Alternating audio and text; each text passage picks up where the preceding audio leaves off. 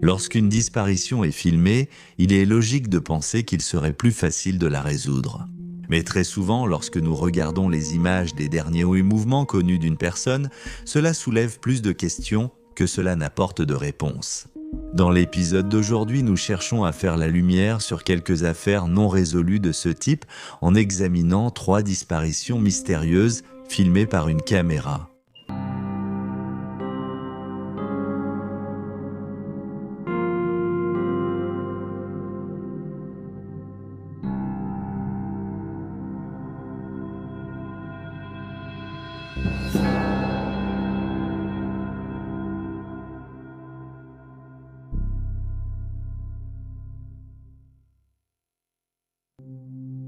Lisa Govan. Lisa Govan, âgée de 28 ans, a été vue pour la dernière fois dans la nuit du 8 octobre 1999 aux abords de l'hôtel Foundry sur Boulder Road à Kalgoorlie, en Australie-Occidentale. 2 témoins indépendants ont confirmé avoir vu la jeune femme qui avait passé la nuit en boîte, mais après ce moment, elle n'a plus jamais été revue. Le soir du 7 octobre, Lisa a déposé son petit ami au travail, avant de se rendre à la boîte de nuit Safari pour retrouver des amis où elle est aperçue sur les caméras de surveillance. Mêlée aux autres clients, le groupe est resté là jusqu'aux premières heures du matin. Vers 4h45 du matin, elle est partie en taxi avec un collègue de travail connu sous le nom de l'homme chauve. Cependant, peu de temps après, Lisa est retournée à la boîte de nuit pour revoir ses amis. Il aurait déclaré aux enquêteurs qu'il s'attendait à voir la jeune femme de 28 ans chez lui le matin. Mais elle n'est pas venue, ce qui l'a poussé à appeler son téléphone portable à plusieurs reprises. Cet homme a été écarté comme suspect dans l'affaire. Plus tard dans la matinée du 8 octobre, Lisa s'est rendue au quartier général du gang de motards hors-la-loi d'Arrow, sur Boulder Road, rattaché à l'hôtel Foundry. Elle aurait été invitée à venir ici. Lisa a socialisé et joué au billard. Les rapports divergent quant au moment où elle a été vue pour la dernière fois, plusieurs articles la situant à l'extérieur du bâtiment, entre 7h15 et 7h30 où elle a été aperçue sur Boulder Street. Elle parlait au téléphone et des témoins ont dit qu'elle ne paraissait ni bouleversée ni effrayée.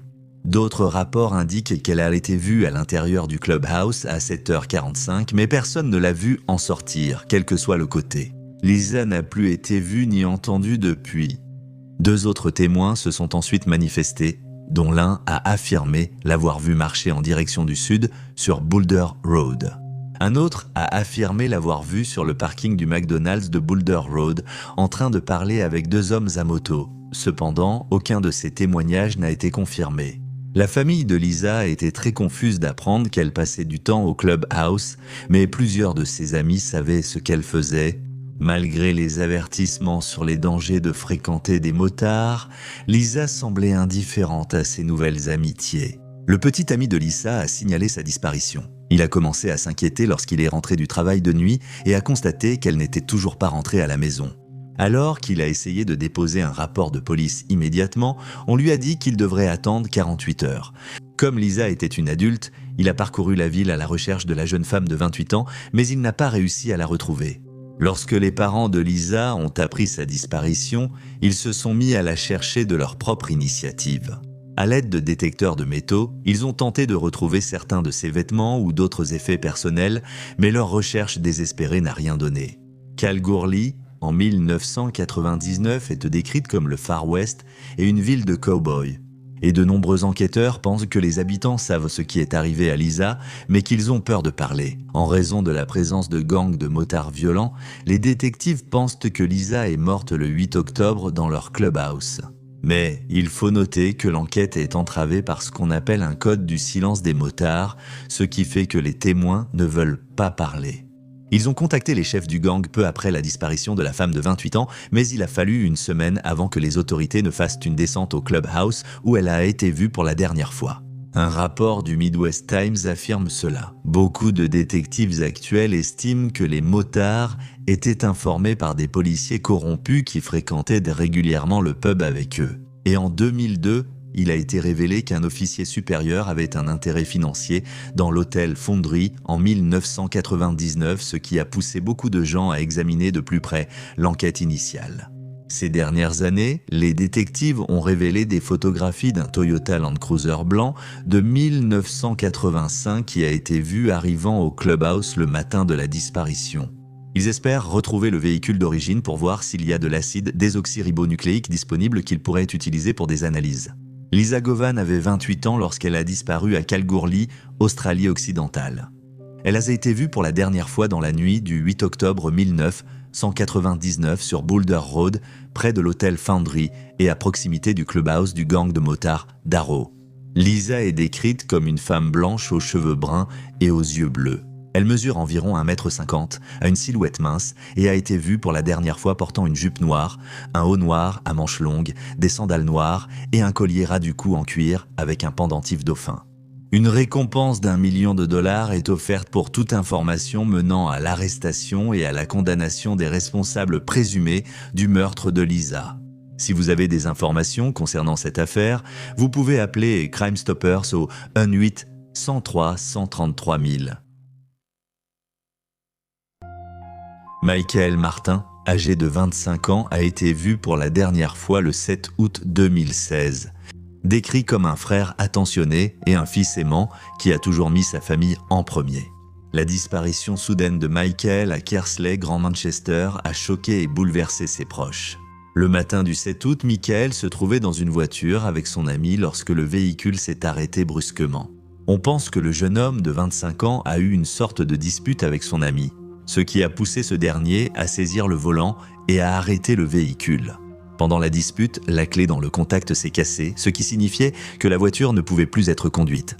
Les deux hommes ont été filmés par des riverains qui y ont entendu le vacarme, et on peut voir Michael ne portant qu'une seule chaussure. Les deux hommes ont été vus cherchant quelque chose, et les enquêteurs ont ensuite supposé qu'il s'agissait d'argent, ce qui aurait provoqué une dispute.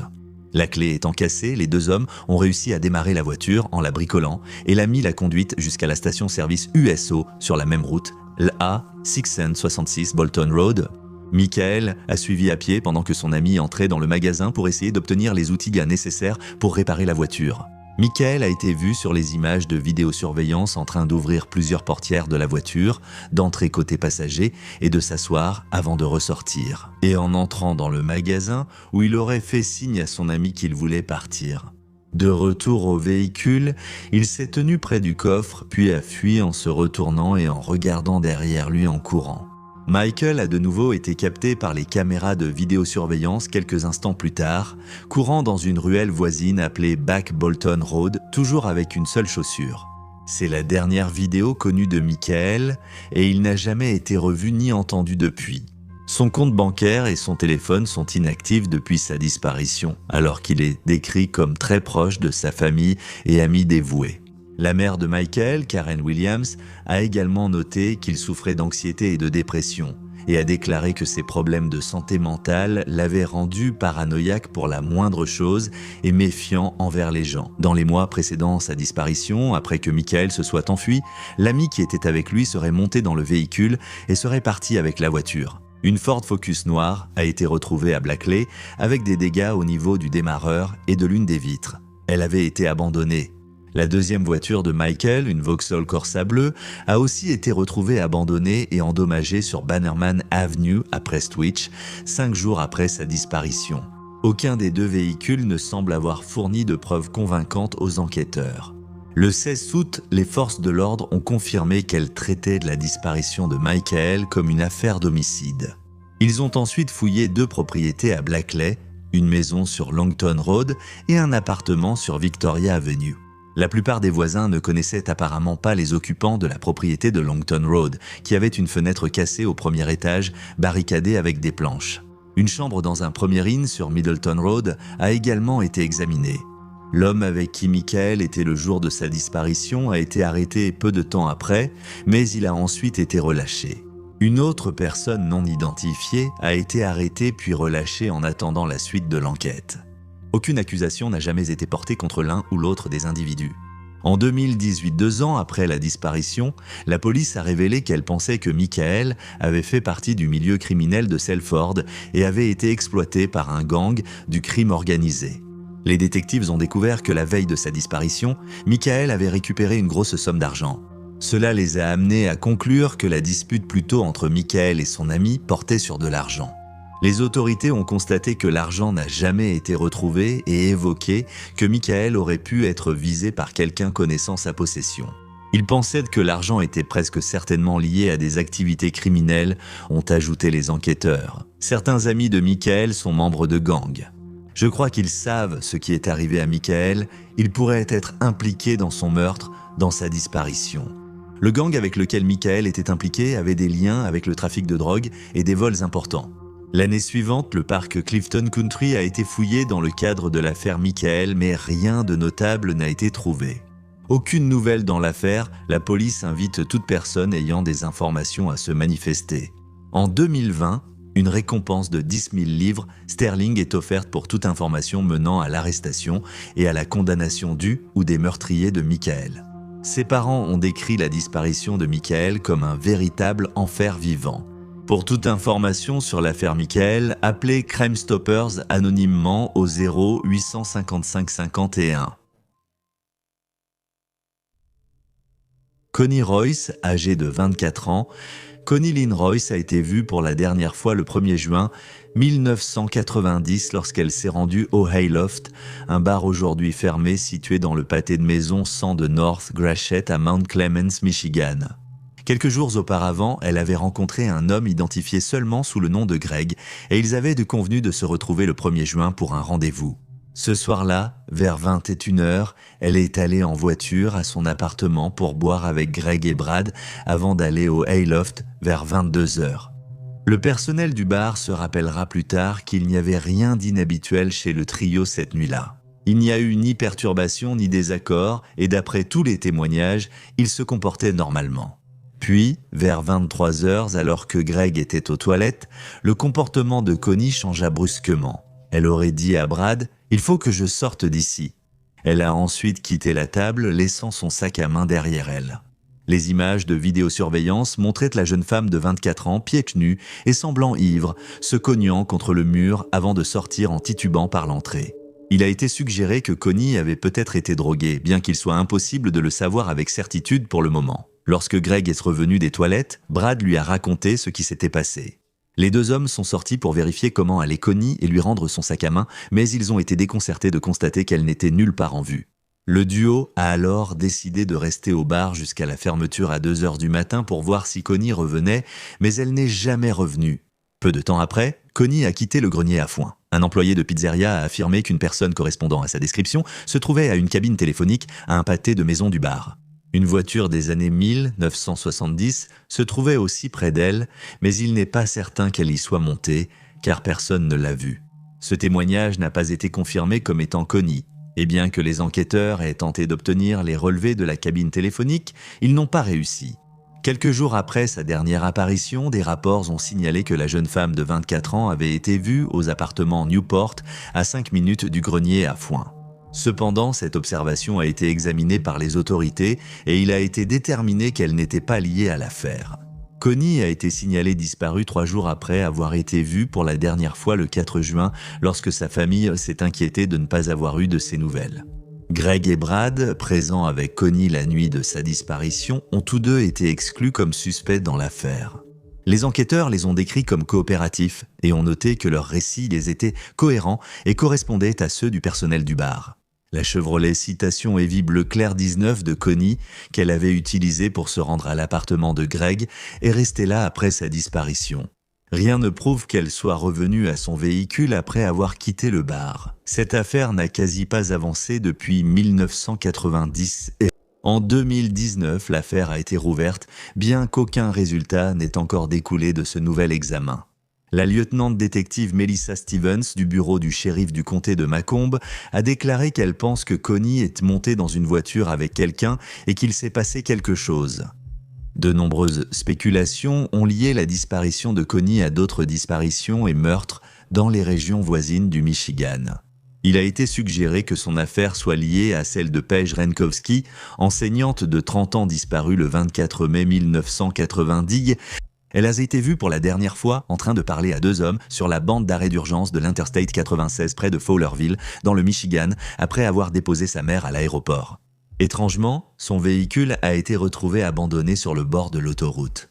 L'agent qui s'est rendu sur les lieux n'a pas considéré l'incident comme suspect et a simplement fait remorquer la voiture. Et pourtant, le moteur tournait encore et les chaussures ainsi que le sac à main de pêche se trouvaient toujours à l'intérieur du véhicule. Des soupçons existent sur un lien entre l'affaire Page et celle de Connie, en raison de leur proximité, période et profil similaires des victimes. Il a aussi été suggéré que Connie aurait pu être une victime de Leslie Williams, le tueur en série emprisonné pour le meurtre de 4 adolescentes dans le Michigan en 1991 et 1992. Cependant, selon le podcast Already Gone, Williams était toujours en prison au moment de la disparition. Connie vivait avec ses parents à cette époque. Elle venait de divorcer après un court mariage et a fréquenté un homme avant sa disparition, mettant fin à la relation après une dispute nécessitant la police. Cependant, ces 2 anciens partenaires ont été écartés de tout soupçon. Connie Lynn Royce, 24 ans, a été vue pour la dernière fois vers 23h le 1er juin 1990 en quittant le bar Hayloft dans le pâté de maison 100 de North Gracey à Mount Clemens, Michigan.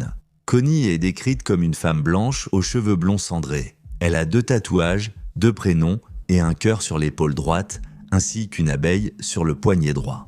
Ses oreilles sont percées et elle a un espace entre les dents de devant. Elle mesure 1,60 m et pesait environ 54 kg au moment de sa disparition. Lorsqu'elle a disparu, elle était pieds nus et portait une mini-robe noire moulante sans manches avec une jupe à imprimer fleurie. Son nom de jeune fille est Bostic, et si elle est toujours en vie, elle aurait 57 ans. Pour toute information sur la disparition de Connie, contactez le bureau des détectives du shérif du comté de Macomb au 5863 0719 358. Et voilà les faits. N'hésitez pas à laisser un commentaire ci-dessous avec vos propres théories et spéculations. Et n'oubliez pas d'aimer cette vidéo et de vous abonner pour soutenir la chaîne.